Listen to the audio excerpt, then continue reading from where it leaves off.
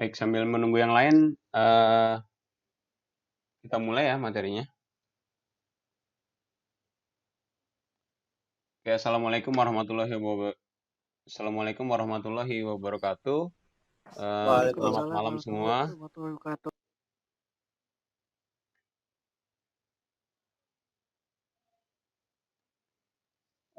Ketemu lagi di pertemuan mata kuliah kompensasi dan pemeliharaan SDM ya. Oke, ini baru ada beberapa teman yang baru pada masuk. Oke, nah pertemuan kali ini adalah dua pertemuan terakhir sebelum ujian. Oke.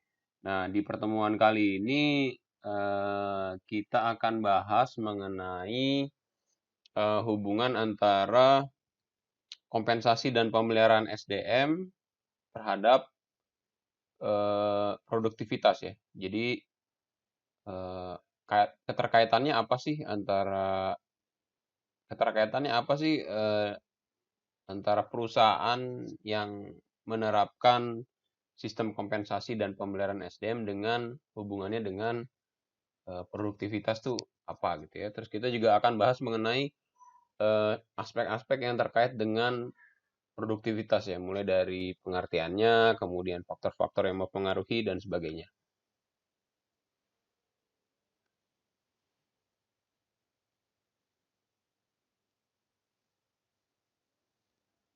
Untuk materinya udah saya share tadi di e-kampus ya. Nanti bisa di download di e-kampus.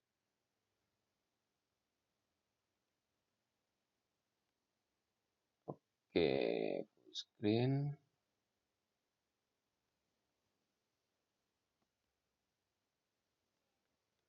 Oke, kita mulai sedikit dari pengertian kompensasi ya. Jadi kita tarik ke awal sekali. Jadi secara ringkas ya, kompensasi bisa diartikan sebagai segala sesuatu yang diterima para pegawai atau para pekerja ya sebagai balas jasa untuk pekerjaan mereka. Nah, besarnya balas jasa ini telah ditentukan dan diketahui sebelumnya, sehingga pegawai atau pekerja secara pasti mengetahui besarnya balas jasa yang akan diterimanya, yang akan dipergunakan pegawai itu bersama keluarganya untuk memenuhi kebutuhan-kebutuhan hidupnya gitu ya.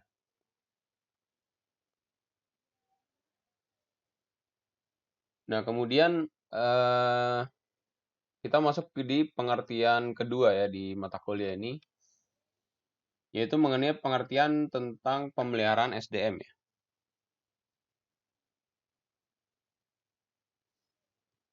Nah, jadi pemeliharaan SDM bisa diartikan sebagai salah satu usaha ya untuk mempertahankan atau meningkatkan kondisi fisik, mental, dan sikap karyawan agar mereka tetap loyal dan bekerja produktif untuk menunjang tercapainya tujuan perusahaan. Ya, jadi dari dua pengertian tadi ya, pengertian dari kompensasi dan pemeliharaan SDM, sebenarnya kalau kita buat irisan antara kedua pengertian ini,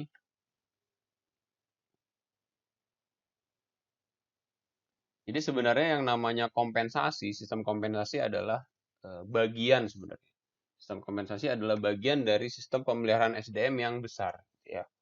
Jadi HR retention, bagaimana perusahaan tersebut bisa mendesain program-program untuk mempertahankan orang dalam organisasinya. Bagaimana perusahaan tersebut bisa mempertahankan atau menciptakan lingkungan kerja yang kondusif, bisa menciptakan produktivitas di perusahaan tersebut, gitu ya. Salah satu caranya adalah ya dengan melalui program kompensasi, gitu ya. Kompensasinya juga yang setara, kompensasinya yang seimbang, gitu ya, yang memenuhi prinsip-prinsip penyusunan kompensasi. Nah, kalian udah pernah belajar di awal perkuliahan ini.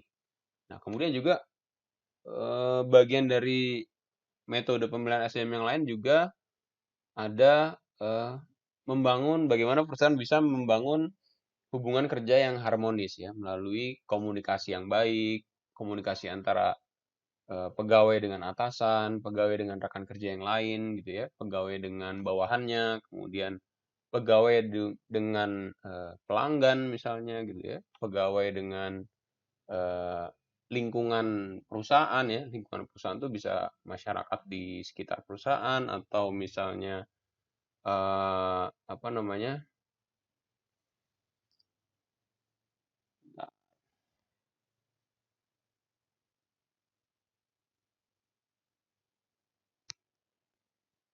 masyarakat di sekitar perusahaan atau misalnya orang-orang yang tidak terkait secara langsung sebenarnya oleh perusahaan tapi dia eh, apa namanya orang-orang yang tidak terkait dengan perusahaan tapi dia memiliki hubungan secara tidak langsung lah dengan perusahaan gitu ya. Misalnya apa ya supplier misalnya gitu ya atau pihak ketiga gitu ya orang-orang pihak ketiga yang notabene mungkin bukan karyawan dari perusahaan itu gitu ya tapi ya dia bekerja di situ gitu. Misalnya kayak security misalnya pekerja-pekerja outsource yang dipekerjakan di perusahaan kita misalnya atau vendor yang bekerja sama di perusahaan kita dan sebagainya gitu ya. Jadi itu metode yang kedua ya. Jadi melalui kompensasi, melalui komunikasi yang baik, kemudian juga ada melalui membangun hubungan industrial yang harmonis ya. Nah, metode-metode pemeliharaan SDM kemarin udah sempat kita bahas ya. Nah, sebenarnya tujuannya apa sih gitu ya? Kenapa perusahaan tuh bikin program eh, kompensasi ya? Kenapa perusahaan itu ngasih kompensasi sama karyawannya? Kenapa perusahaan ini melakukan pemeliharaan SDM kepada orang-orang di eh, perusahaan tersebut gitu ya? Nah ini slide ini pernah saya bahas ya waktu itu. Jadi yang pertama meningkatkan loyalitas dan menurunkan tingkat turnover pekerja ya. Nah, pengertian turnover juga udah pernah saya jelaskan di beberapa pertemuan sebelumnya ya. Kalau nggak salah di awal ketika kita masuk di bagian mengenai pemeliharaan SDM. Jadi turnover itu orang yang keluar dari organisasi ya, baik itu dia resign atau dia pensiun atau dia apa namanya di PHK atas dasar permintaan perusahaan gitu ya, atau dia sakit atau dia meninggal dan sebagainya.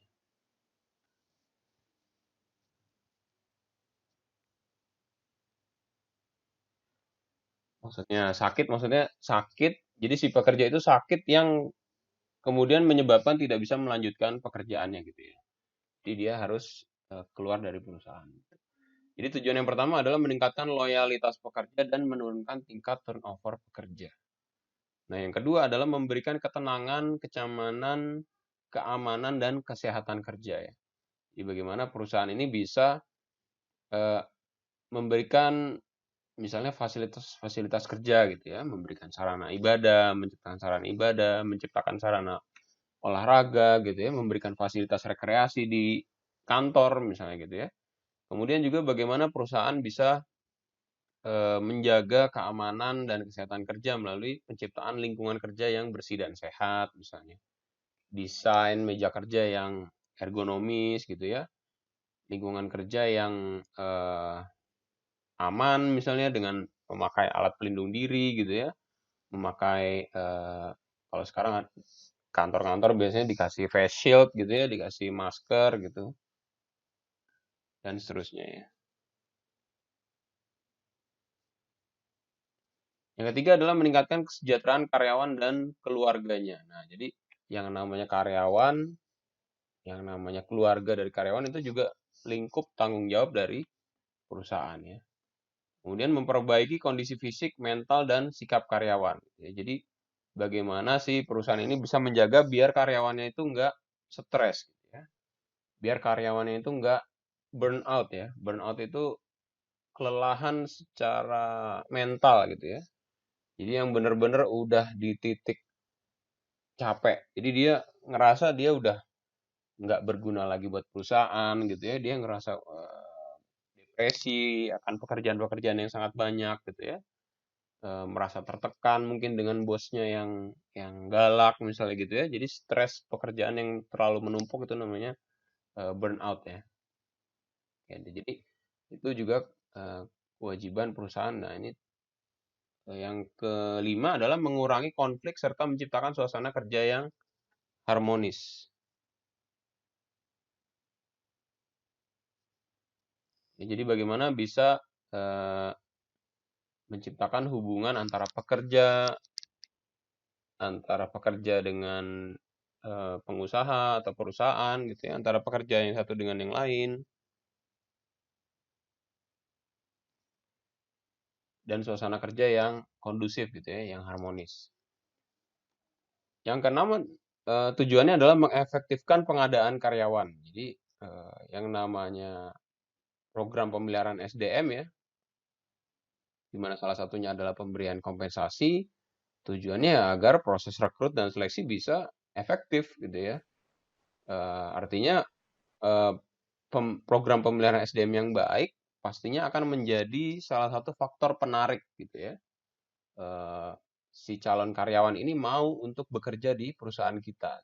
Bisa dibayangkan kalau eh, desain program kesejahteraan SDM di kantor kita tuh ya eh, biasa-biasa aja gitu ya, atau kurang menarik, atau bahkan di bawah standar gitu ya, tidak sesuai regulasi yang ada di Indonesia gitu ya. Bisa dibayangkan eh, calon pelamar yang masuk ke tempat kita juga ya ya apa standar gitu ya, kualitasnya juga yang pasti yang biasa-biasa aja gitu, nggak ada yang spesial lah.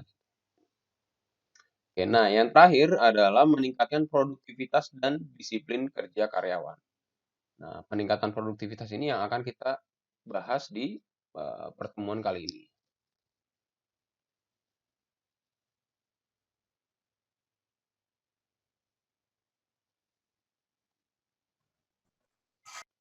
Oke, nah jadi kita masuk ke pengertiannya dulu ya. Jadi produktivitas ini sebenarnya adalah eh, alat gitu ya. Produktivitas ini sebenarnya salah satu variabel gitu.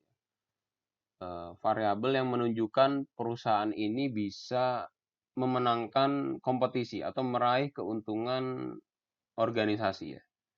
Jadi perusahaan yang sukses gitu ya, perusahaan yang menang di dalam kompetisi atau persaingan antara perusahaan yang lain adalah perusahaan yang produktif.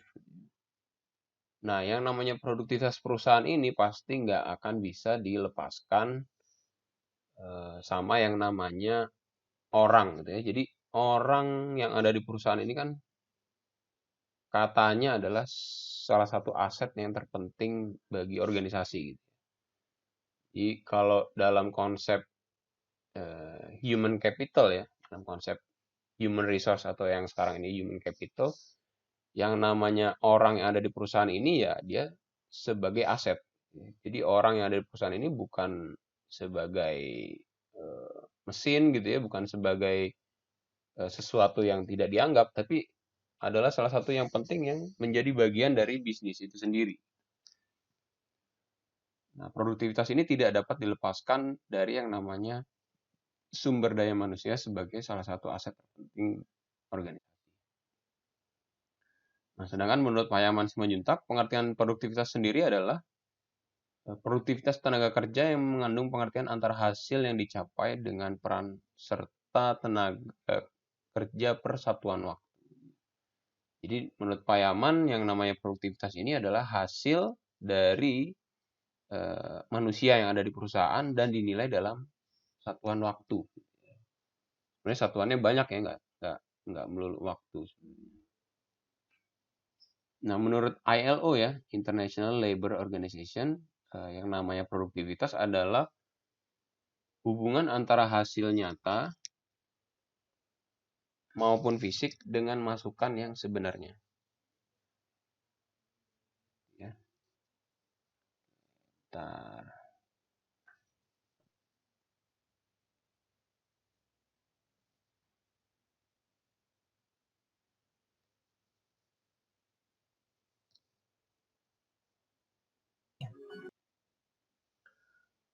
Nah, menurut Greenberg, produktivitas ini diartikan sebagai perbandingan antara totalitas pengeluaran atau output ya, pada waktu tertentu dibagi totalitas input atau masukan selama periode tersebut. Ya, jadi eh, apa ya, yang namanya produktivitas dikaitkan dengan input, proses, dan output ya dalam kurun waktu tertentu.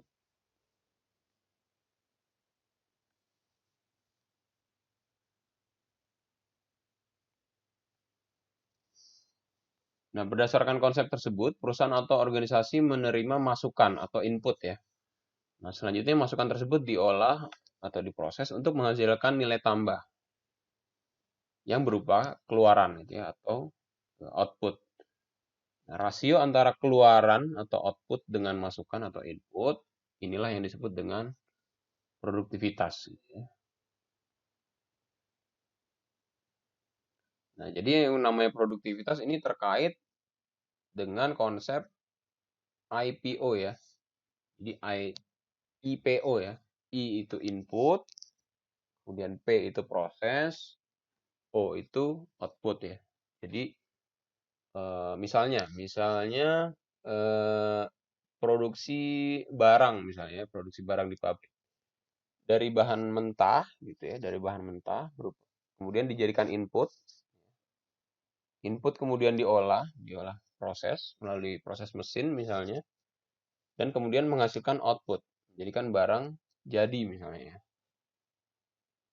Nah, produktivitas bisa terjadi ketika output barang jadi tadi itu hasilnya lebih besar daripada input barang mentah yang dihasilkan. Jadi yang namanya produktivitas itu terjadi ketika output ya atau hasil kerja atau berupa nilai tambah yang dihasilkan oleh sebuah proses kerja itu jumlahnya lebih besar dari input yang menjadi masukan.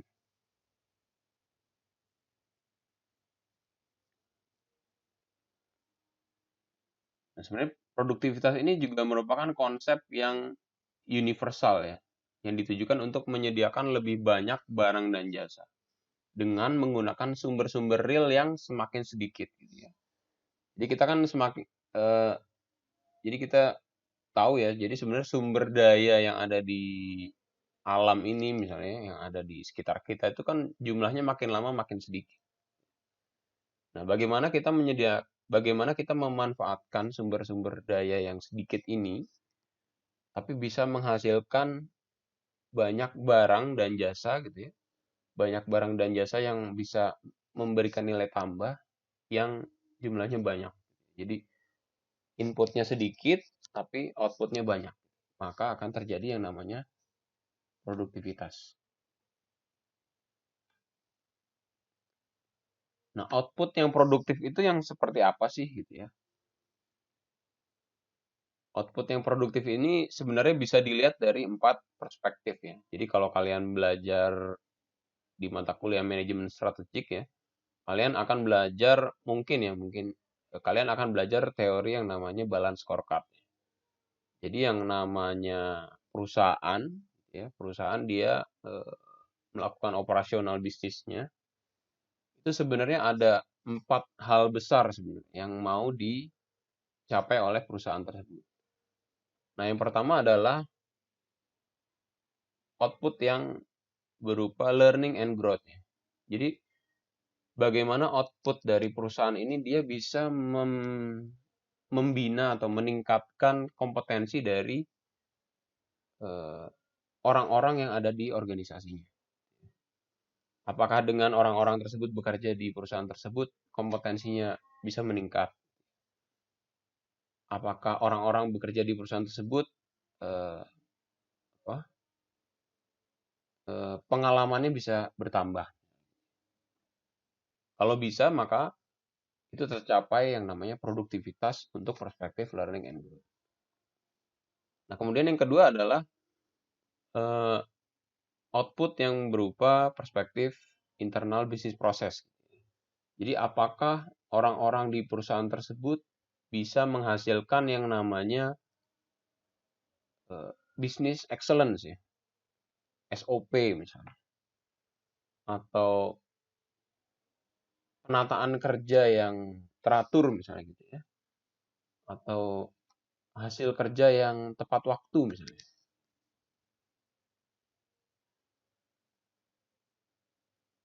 ya. Atau misalnya sistem kerja yang teratur misalnya gitu ya. Itu output produktif yang dikaitkan dengan perspektif internal bisnis proses. Gitu. Jadi proses-proses yang ada di perusahaan ini eh, berjalan baik misalnya. Gitu.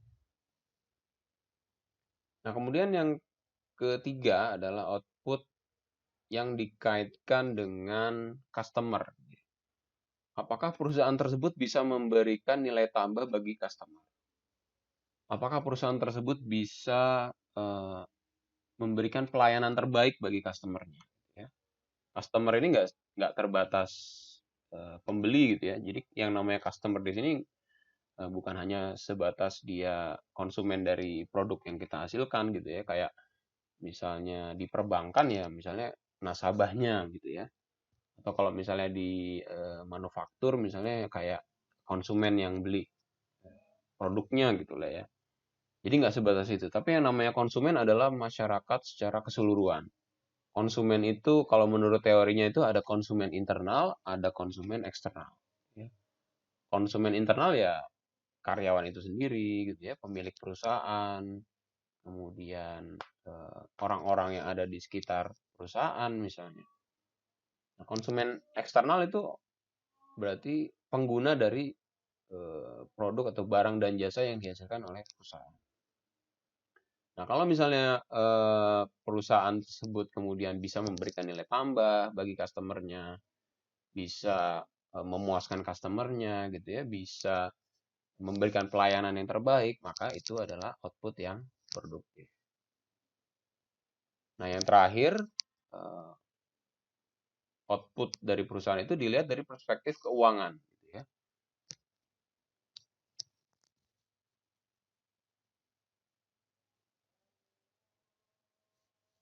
Jadi bagaimana perusahaan tersebut bisa menghasilkan keuntungan berupa uang yang signifikan gitu ya.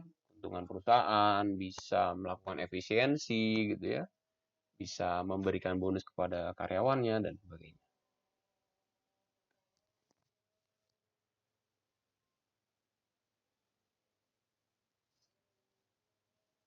Oke, sambil nunggu azan kita break sebentar ya.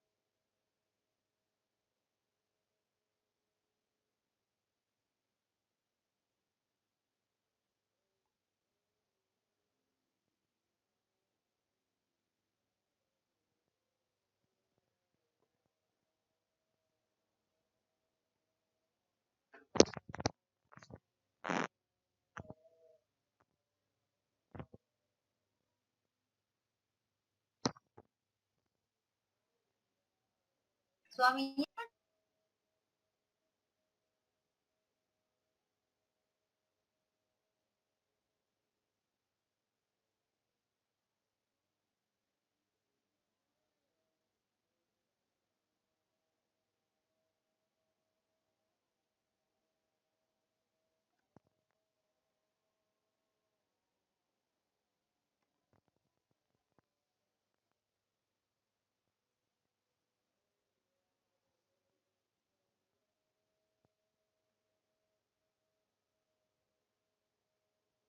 Oke, kita lanjut lagi ya.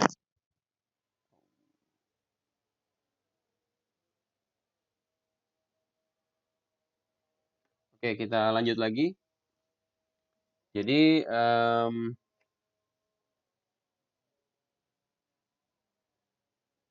tadi adalah pengertian produktivitas ya. Oke, kita sekarang lanjut di pengukuran produktivitas. Jadi yang namanya produktivitas ini harus bisa terukur ya, harus bisa terukur, harus bisa diukur gitu ya, harus realistis ukurannya gitu ya. Jadi perbandingan-perbandingan antara pelaksanaan sekarang dengan pelaksanaan secara historis tidak menunjukkan apakah eh, apa yang dilakukan sekarang ini bisa memuaskan, namun hanya menghadirkan atau memunculkan data apakah produktivitas tersebut bisa meningkat atau berkurang gitu ya. Nah, pengukuran produktivitas ini juga terkait antara hal-hal yang dibandingkan ya, antara satu unit, misalnya perorangan, atau seksi, atau proses dengan yang lain. Jadi ketika satu unit dengan unit yang lain dibandingkan, salah satu unit tersebut bisa lebih baik, maka itu juga bisa dikatakan sebagai produktivitas. Gitu. Kemudian pengukuran produktivitas juga dikaitkan dengan perbandingan pelaksanaan pekerjaan. Nah, jadi yang namanya pengukuran produktivitas ini ada beberapa macam. Jadi yang jelas intinya adalah membandingkan antara yang produktivitas hal yang satu dengan hal yang lain dalam satu perusahaan yang sama. Bisa terkait dengan data historis ke belakang gitu ya. Jadi apakah di tahun lalu misalnya dengan tahun ini itu lebih produktif yang mana gitu ya. Produktif tahun lalu atau produktif tahun ini misalnya gitu. Atau juga bisa dibandingkan dengan unit yang satu dengan unit yang lain di dalam perusahaan. Gitu ya. Atau bisa juga dibandingkan antara orang yang satu dengan orang yang lain di dalam.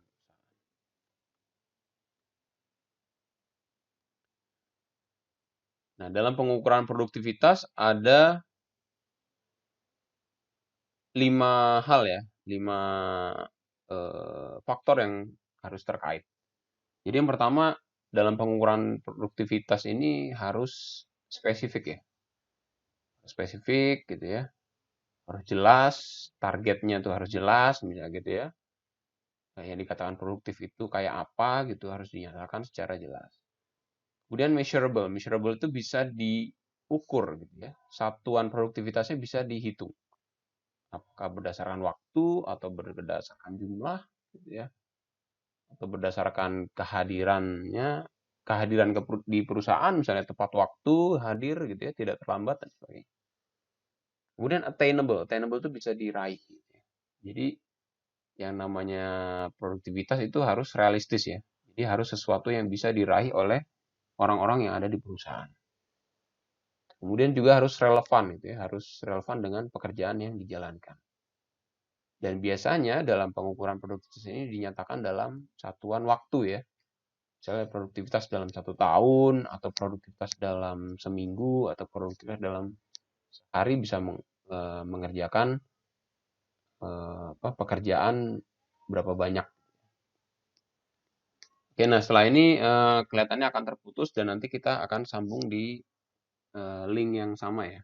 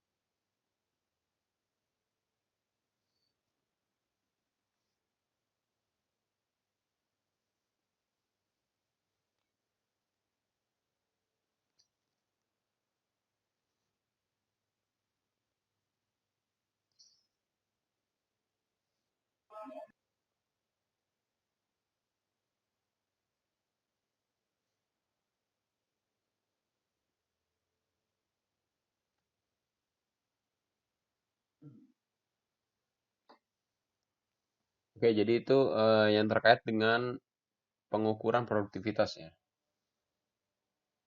Nah, kemudian kenapa produktivitas itu harus diukur ya? Jadi ada beberapa hal. Yang pertama adalah produktivitas itu diukur untuk membantu mengevaluasi perencanaan ya. Mengevaluasi dari hal-hal yang sudah direncanakan sebelumnya. Kemudian untuk mengevaluasi kebijakan pendapatan ya atau kebijakan kompensasi yang dilakukan. Kemudian juga untuk mengevaluasi yang namanya pemberian upah ya, pemberian upah kepada karyawan dan faktor-faktor lain yang mempengaruhinya. Nah, produktivitas ini digunakan sebagai ukuran output yang terkait dengan keberhasilan suatu organisasi dalam menjalankan aktivitasnya.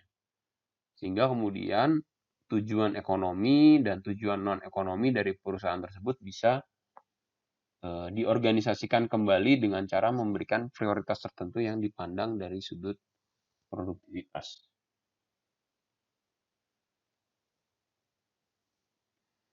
Nah, selanjutnya prediksi perencanaan target produksi di masa yang akan datang dapat dimodifikasi kembali berdasarkan informasi pengukuran tingkat produktivitas saat ini. Gitu ya.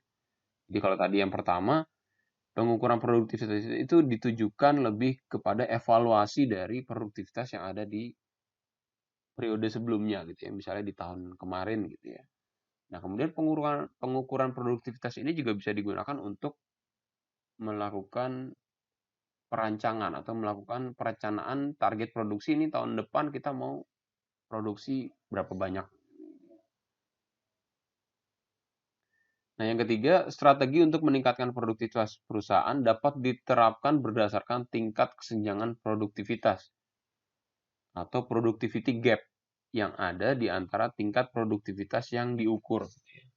Jadi kesenjangan antara produktivitas di masa yang lalu dengan produktivitas yang ada saat ini, selisihnya berapa sih? Nah, itu yang namanya productivity gap. Atau misalkan dengan produktivitas yang saat ini atau dibandingkan dengan proyeksi produktivitas karyawan di masa yang akan datang, itu juga dinamakan dengan productivity gap. Artinya kalau kita sudah bisa evaluasi gitu ya, selama ini dari tahun kemarin sampai tahun ini produktivitas kita turun. Nah, kemudian perusahaan pengen punya target di masa yang akan datang atau di tahun depan produktivitasnya harus seperti ini gitu ya. Targetnya sudah di setting. Nah, makanya adalah tugas dari perusahaan untuk mengisi yang namanya gap productivity tadi ya. Productivity gap itu adalah tugas perusahaan untuk mengisi. Jadi bagaimana orang-orang yang ada di perusahaan ini bisa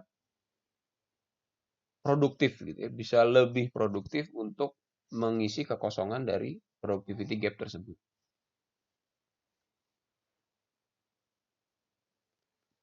Nah, beberapa aspek yang terkait dengan produktivitas karyawan gitu ya. Ada beberapa hal. Yang pertama kaitannya dengan ketepatan waktu penyelesaian tugas. Yang kedua dengan efisiensi pekerjaan. Jadi bagaimana kita bisa bekerja cerdas gitu ya. Jadi ada idiom gitu ya, ada ungkapan work hard atau work smart gitu ya. Kerja keras atau kerja cerdas. Kalau kerja cerdas itu berarti kalau kerja keras itu berarti kita kerja ya dengan segala sesuatu yang kita miliki gitu ya, all out lah, pakai otot gitu ya, pakai urap, kayak pikiran yang apa, kerjaan yang menguras pikiran misalnya. Itu namanya work hard. Tapi ada juga istilah work smart gitu ya. Jadi bagaimana kita menggunakan sumber daya yang kita miliki ini seefisien mungkin, ya, seefektif mungkin sehingga bisa menghasilkan tapi tetap bisa menghasilkan produktivitas yang lebih. Nah, ini namanya dikaitkan juga dengan efisiensi pekerjaan dan efektivitas pekerjaan yang poin ini. Nah, kemudian aspek lain yang terkait adalah disiplin kerja. Jadi misalnya angka tingkat kehadiran pegawai gitu ya, tingkat engagement atau keterikatan pegawai. Kemudian yang selanjutnya adalah tingkat penyelesaian tugas. Jadi misalnya di bagian marketing misalnya, bagian marketing eh, sebenarnya berapa barang sih yang terjual di bulan ini gitu ya. Nah, ditargetkan di minggu ini terjual 50 barang misalnya. Tingkat penyelesaian tugas atau tingkat pencapaiannya itu berapa gitu ya per harinya gitu, per minggunya, per bulannya berapa. Itu tingkat penyelesaian tugas. Nah, kemudian adalah absensi atau tingkat kehadiran karyawan. Ini dikaitkan dengan yang poin C ya sebenarnya hampir.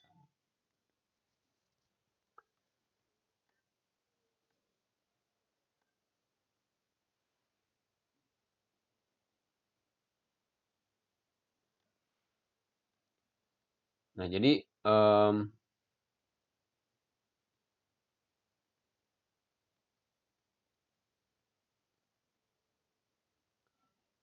bagaimana produktivitas kerja itu bisa meningkat? Jadi sebenarnya ada beberapa sumber gitu ya. Yang pertama terkait dengan sumber manusianya itu sendiri. Kemudian dikaitkan dengan sumber energi ya. Jadi misalnya untuk perusahaan-perusahaan pabrik misalnya gitu ya. Pabrik itu bisa produktif kalau bahan bakunya ada. Pabrik itu bisa produktif kalau disuplai oleh tenaga listrik yang lancar gitu ya, oleh batu bara misalnya, oleh disuplai oleh air misalnya. Jadi dikaitkan dengan energi atau sumber daya mineral. Nah, kemudian dikaitkan juga dengan produktivitas kerja itu bisa meningkat kalau manajemen di perusahaan tersebut, kemudian organisasi atau perusahaan tersebut juga pengelolaannya baik gitu ya. Pengelolaannya dia GCG, Good Corporate Governance. Dan yang terakhir adalah dikaitkan dengan modal, ketersediaan barang mentah gitu ya, dan ketersediaan fasilitas kerja. Termasuk di dalamnya adalah alat-alat untuk kerja. Jadi misalnya kayak di pabrik ya, apa namanya, mesin-mesin produksi dan sebagainya gitu ya.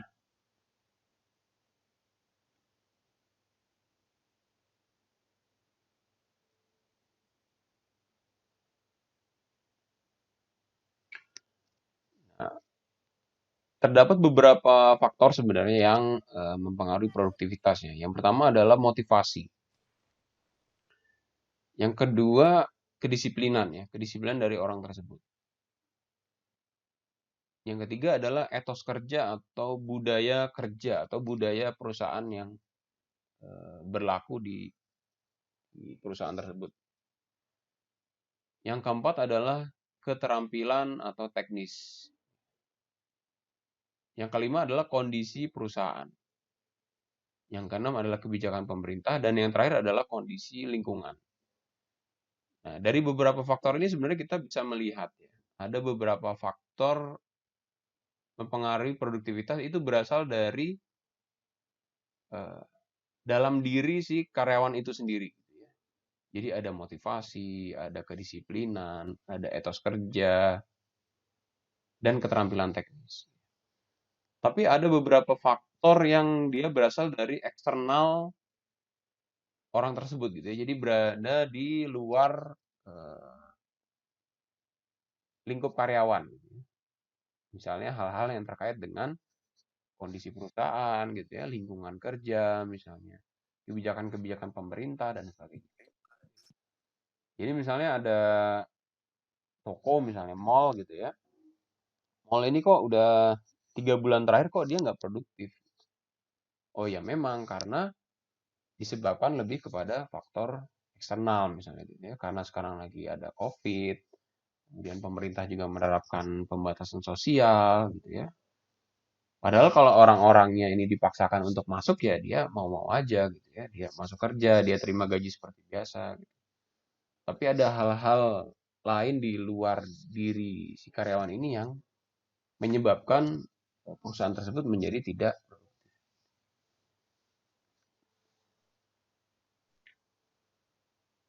Nah, ini dijelaskan lebih lanjut lagi oleh Yuniarsi ya. Jadi si Yuniarsi ini mengelompokkan faktor-faktor yang mempengaruhi produktivitas dari dua perspektif ya. Jadi faktor internal dan faktor eksternal. Nah, secara detail ya, si Yuniarsi ini mengelompokkan yang namanya faktor internal gitu ya. Itu berasal dari individu gitu ya. Kalau si Yuniarsi berpendapat kalau yang namanya faktor internal yang mempengaruhi produktivitas kerja itu berasal dari yang pertama adalah individu. Yang kedua adalah organisasi itu sendiri. Jadi faktor internal yang berupa individu itu bisa berbentuk komitmen individu gitu ya, komitmen pekerja, loyalitas pekerja, peminatan, motivasi gitu ya, etos kerja, disiplin, keterampilan, kemampuan, kepribadian dan sebagainya. Hal lain yang dikelompokkan dalam faktor internal ya menurut Yuniarsi adalah organisasi itu sendiri gitu ya. Jadi visi misi organisasi itu jelas apa enggak, kemudian pengelolaan organisasinya, kebijakan-kebijakan organisasi, struktur, desain pekerjaan dan budaya kerja.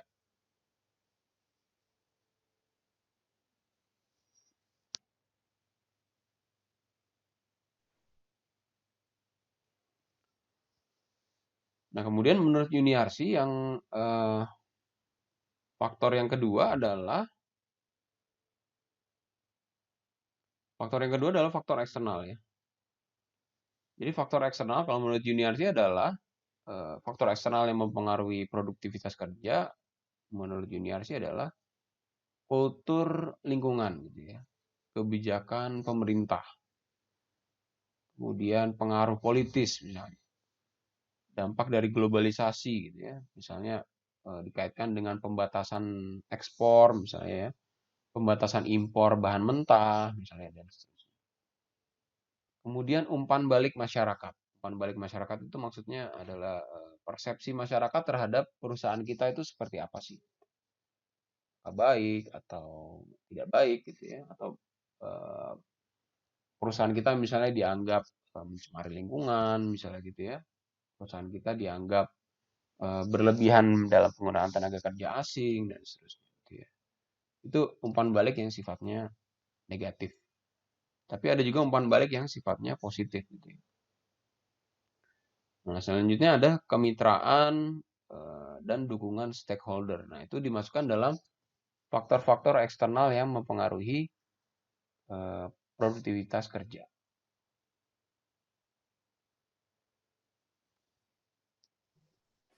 Nah, yang namanya produktivitas individu gitu ya, atau kita biasanya nyebutnya prestasi individu, itu sebenarnya adalah bisa dikaitkan antara kapabilitas dengan motivasi.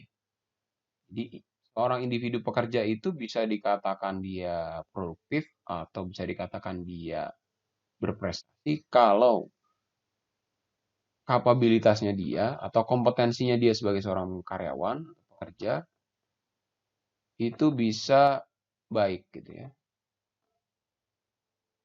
Kemudian juga dia memiliki motivasi kerja yang baik. Jadi kalau kompetensinya baik, kapabilitasnya baik, kemudian juga punya motivasi kerja yang baik, maka akan tercipta produktivitas secara individu atau prestasi secara individu. Nah, bagaimana kalau seorang karyawan tersebut secara kompetensi baik, tapi dia nggak punya motivasi kerja, gitu ya? Ya kemungkinan besar dia nggak akan berprestasi dalam dalam pekerjaannya, gitu ya. Tidak akan memiliki produktivitas dalam pekerjaannya. Dia hanya jago, dia jago dalam bekerja gitu ya, tapi dia keinginan untuk eh, berprestasi itu nggak ada.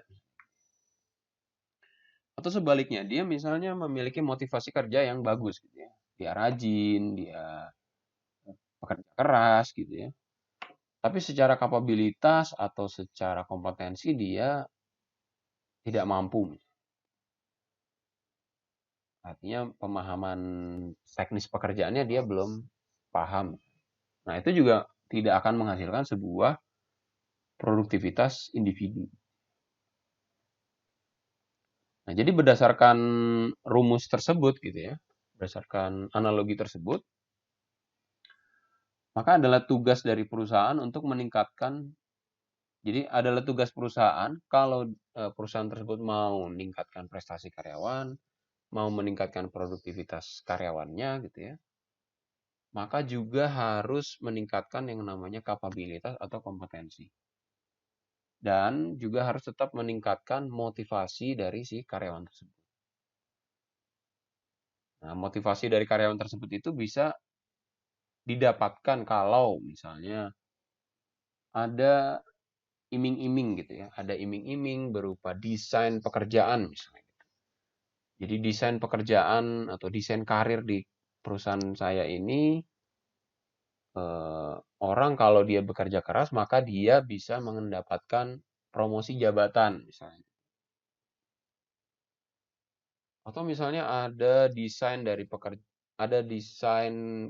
kompensasi yang baik di perusahaan saya ini kalau dia bekerja dengan baik maka dia dapat gajinya juga gede misalnya. Atau dia dapat bonus tahunan misalnya. Atau dia dapat tunjangan jabatan atau tunjangan profesi atau penghargaan masa kerja misalnya. Atau misalnya dengan bekerja di perusahaan saya ini misalnya karyawan saya ini akan memiliki relasi yang luas gitu ya, akan memiliki hubungan sosial yang baik dengan internal di perusahaan saya misalnya gitu, dengan pelanggan misalnya. Kalau misalnya juga dengan bekerja di perusahaan saya ini maka akan ada harmonisasi dalam pekerjaan, keseimbangan dalam kehidupan dan karir misalnya gitu ya. Dan ya macam-macam lah, bentuknya macam-macam. Nah, hal-hal tersebut tujuannya adalah untuk memotivasi karyawan ya. Sehingga diharapkan dengan karyawan tersebut diberikan program-program kesejahteraan SDM, diberikan program-program untuk memelihara SDM-nya gitu ya, HR retention, maka diharapkan si pekerja tersebut bisa termotivasi. Ditambah lagi kalau si karyawan tersebut mungkin diberikan pelatihan-pelatihan yang bersifat teknis gitu ya, diberikan pembekalan kompetensi misalnya gitu.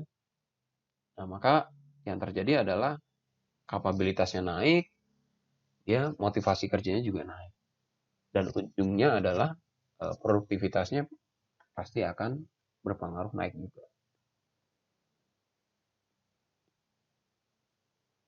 Nah, ini slide ini udah saya pernah bahas ya di awal-awal pertemuan perkuliahan kita. Jadi faktor yang mempengaruhi kinerja atau prestasi atau produktivitas adalah kapabilitas dan motivasi ya. Jadi di sini ada beberapa turunan ya. Jadi turunan dari kapabilitas itu apa? Yaitu berupa kompetensi ya, ada pengetahuan dan keterampilan.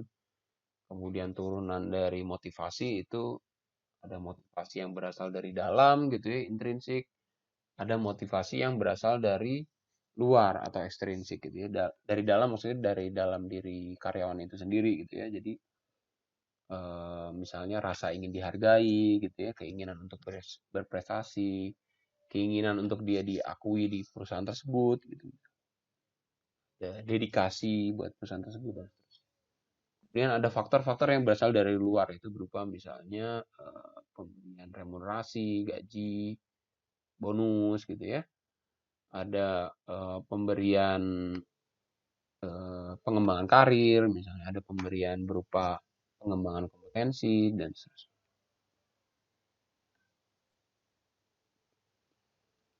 Nah, kemudian hubungan antara kompensasi dan produktivitas kerja itu seperti apa? Jadi peningkatan produktivitas ini dijalankan oleh perusahaan sebagai bagian dari upaya perusahaan untuk eh, memelihara orang-orang yang ada di perusahaan gitu kan ya, logikanya. Nah, melalui pembentukan motivasi sebagai salah satu faktor yang memiliki pengaruh langsung terhadap peningkatan produktivitas karyawan. Salah satu cara untuk memotivasi karyawan adalah melakukan pemberian kompensasi dan berbagai upaya dalam melakukan atau berbagai upaya dalam memelihara melakukan pemeliharaan SDM yang sesuai dengan kebutuhan dari perusahaan itu. Nah, motivasi akan timbul dari diri karyawan untuk bekerja sebaik mungkin jika upah yang diberikan dirasa tepat.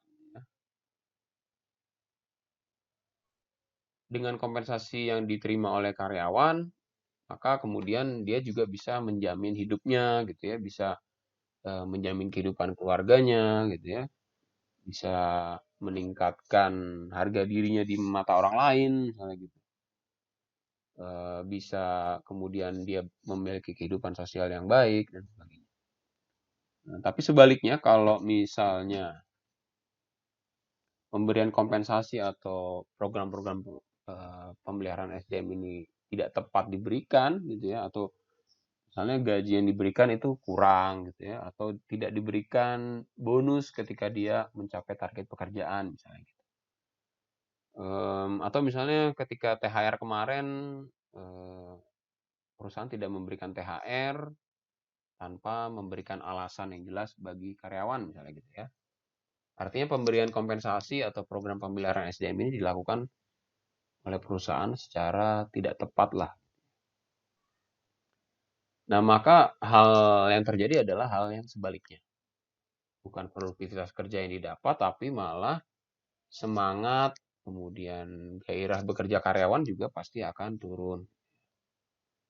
Dan lebih jauh lagi si karyawan juga kalau dikaitkan dengan program kompensasi yang diberikan juga lebih jauh lagi si karyawan juga pastinya tidak akan bisa menjamin pemenuhan kebutuhan pokok dia dan keluarganya gitu ya. Nah, otomatis produktivitas kerjanya juga pasti akan turun gitu ya. Ya kan gue udah kerja capek-capek nih. Terus perusahaan nggak bayar gue secara layak gitu ya.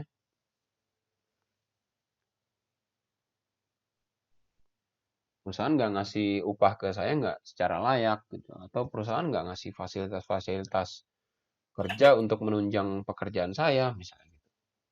Nah, kemudian ya buat apa lagi saya ada atau saya bekerja lagi di perusahaan ini gitu ya. Saya mendingan cabut aja ke perusahaan lain misalnya gitu.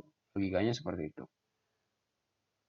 Jadi bisa produktivitas karyawannya turun atau bahkan eh, si karyawan itu juga bisa saja kemudian mempengaruhi orang-orang lain yang ada di perusahaan untuk mogok kerja gitu ya, untuk eh, mengajak agar produktivitasnya ya udah nggak usah berkontribusi lagi buat perusahaan, gitu. Ngapain gitu kan. Jadi yang terjadi adalah hal-hal yang negatif. Nah, ujung-ujungnya adalah pencapaian target dari si perusahaan itu juga nggak akan bisa tercapai.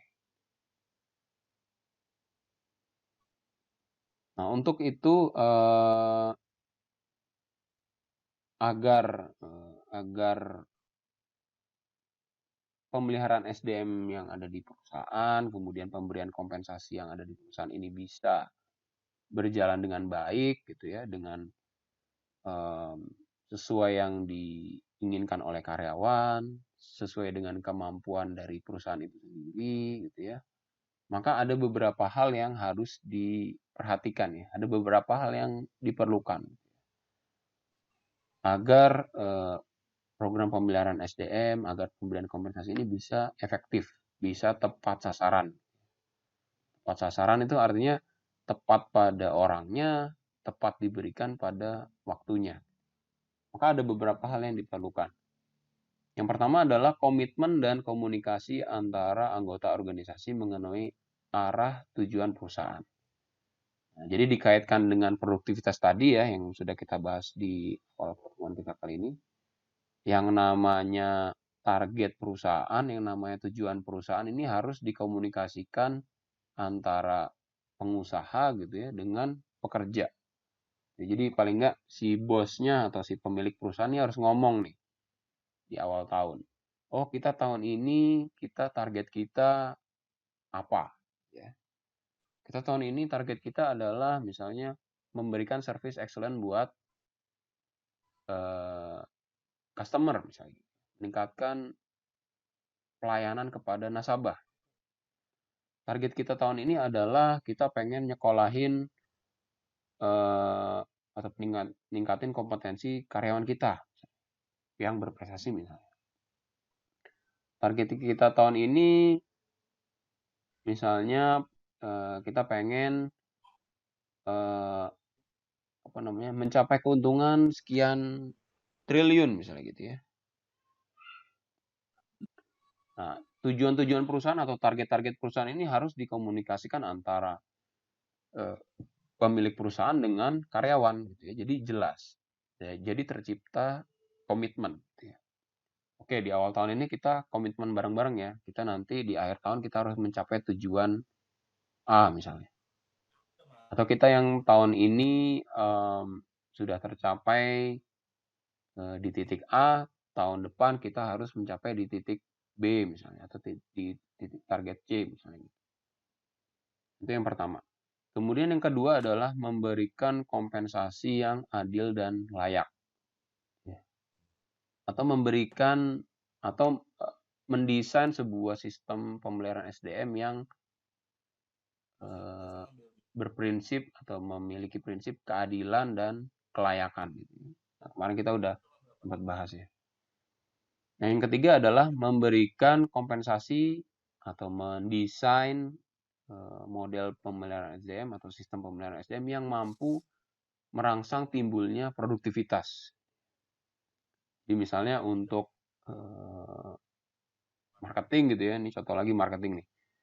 Misalnya sistem kompensasi yang diberikan ya dia tidak berupa kompensasi secara tetap, tapi pemberian kompensasinya mungkin berupa variabel gitu ya. Jadi sesuai dengan pencapaian targetnya dia. Kalau misalnya dia mencapai target 50% ya dikasih bonus atau kompensasinya ya sebesar 50% itu.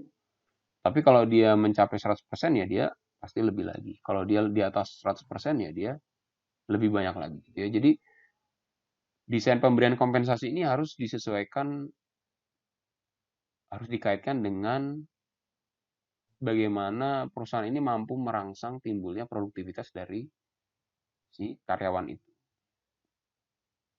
Nah, kemudian yang terakhir yang perlu diperhatikan adalah desain lingkungan kerja yang mendukung bagi timbulnya produktivitas. Jadi lingkungan kerja yang harmonis, lingkungan kerja yang komunikatif gitu ya, yang saling mendukung satu sama lain. Minim lah yang namanya office politik ya. Office politik tahu ya, jadi ada politik kantor ya. Intrik-intrik di kantor. Nah, kalau kalian yang udah bekerja mungkin paham ya. Jadi di kantor itu kadang suka ada drama-drama gitu ya, suka ada intrik-intrik lah. Oh si A pengen naik jabatan, dia deketin bos yang sana gitu ya. Ini si B pengen pindah ke sini, nah dia dekat-dekat ke HRD misalnya gitu. Nah itu contoh dari office politik ya, atau politik kantor, atau intrik-intrik yang ada di kantor. Nah, bagaimana kita sebagai orang HRD, bagaimana kita sebagai perusahaan gitu ya, untuk meminimalisir adanya office politik. Yang namanya office politik itu nggak akan bisa dihindari ya di perusahaan. Tapi bagaimana kita bisa menciptakan hubungan kerja yang harmonis. Jadi yang namanya politik kantor itu bisa diminimalisir. Nah, ujung-ujungnya kalau politik kantor diminimalisir ya pasti karyawan yang ada di perusahaan kita itu akan fokusnya pasti fokus ke pekerjaan gitu ya. Jadi kalau politik kantornya dahsyat misalnya ya, politik kantornya tuh banyak banget drama-drama di kantor ya. Orang-orang di kantor ya isinya paling ngegosip gitu ya, ngegosipin atasannya, ngegosipin staf yang satu misalnya gitu ya. Atau bikin kubu-kubu di perusahaan gitu ya. Jadi masing-masing unit kerja misalnya jadi silo mentality gitu ya. Silo mentality itu adalah kondisi di mana setiap unit kerja itu menjadi angkuh gitu ya, menjadi saling bersaing antara satu unit kerja dengan yang lain gitu ya. Jadi unit kerja yang ada di perusahaan atau orang-orang yang ada di perusahaan ini tidak dia ngeblend atau apa, bercampur gitu ya, menjadi satu gitu ya untuk mencapai tujuan yang sama perusahaan. Tapi dia mengedepankan ego masing-masing. Nah, ini jangan sampai hal-hal ini terjadi. Kalau misalnya hal-hal tersebut bisa diminimalisir ya yang ada adalah si karyawan itu bakal fokus ke pekerjaannya gitu ya, bakal fokus ke pencapaian targetnya dia apa sih? Bakal fokus ke kalau target saya tercapai, oh maka saya akan dapat penghargaan kayak gini gitu ya. Saya akan dapat kompensasi yang lebih juga. Nah, ujung-ujungnya adalah si karyawan itu bisa termotivasi dalam pekerjaan. Nah, kalau karyawan itu sudah termotivasi dalam pekerjaannya gitu ya, maka yang didapatkan adalah output atau hasil kerja pasti lebih meningkat gitu ya. Produktivitas kerjanya pasti akan meningkat. Nah, kira-kira itu yang bisa saya sampaikan di pertemuan kali ini. Jadi untuk materi ya, untuk materi pertemuan kali ini bisa di-download di e-kampus. Jadi ini adalah pertemuan apa? Dua pertemuan terakhir ya sebelum ujian. Nah, di minggu depan di pertemuan terakhir masih dengan metode online ya. Saya akan bahas mengenai evaluasi. Jadi kalau kita belajar konsep manajemen gitu ya, ada plan, do, check, action ya, dan control. Jadi aspek terakhir dalam siklus manajemen adalah controlling atau evaluasi. Jadi bagaimana kita sebagai orang HRD gitu ya, juga bisa melakukan evaluasi terhadap efektivitas dari program pemeliharaan SDM, dari pemberian kompensasi yang diberikan gitu ya oleh perusahaan, kita akan kaji sejauh mana sih efektivitasnya, kemudian faktor-faktor apa yang harus diperhatikan dalam melakukan evaluasi, kemudian bagaimana kita melakukan evaluasi atau melakukan kontrol terhadap program apa namanya pemeliharaan SDM atau program kompensasi yang sudah kita canangkan gitu ya, yang sudah perusahaan canangkan. Nah, itu akan kita bahas di minggu depan. Oke, kira-kira itu yang bisa saya sampaikan. Oh ya, saya ingetin lagi kalau ada yang belum mengumpulkan tugas, gitu ya. Kalau ada yang belum mengumpulkan tugas, bisa disusulkan tugasnya ya. Karena lumayan untuk ngisi apa tambahan ya tambahan nilai apa nilai di semester ini gitu ya. Mungkin ada yang lain informasi dari kampus ada informasinya?